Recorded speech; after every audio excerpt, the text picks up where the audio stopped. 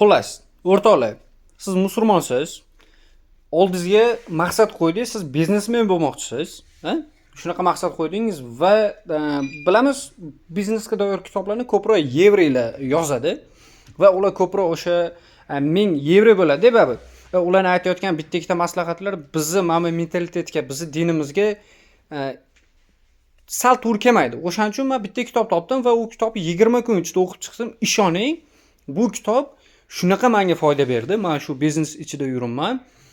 Men bilmagan narsalarni shu kitobdan o'rgandim. Ya'ni bu kitobning ham nomi o'zi Islom va biznes. Ya'ni biznesni qanaqa qilib islom yo'lida to'g'ri olib borishni, o'sha Alloh bergan ne'matini qanaqa qilib taqsimlashni hammasini Adan Yagacha o'rgatadi. Ishoning, sizga buni qo'llama desam bo'ladi. Bu kitob Saidamon Isomiddinov, ya'ni Tojikistonlik o'ta katta biznesmen, 25 yillik tajribaga ega biznesmen tomonidan yozilgan xuddi shu kitob. Buni sotuvdan ham olishingiz mumkin. Ishoning, bu kitobni o'qishingiz kerak. Agar siz hozir biznesmensiz yoki-da biznesmen bo'lmoqchi bo'lsangiz, bu kitob olishingiz shart. Olib o'qiysiz bo'ldi.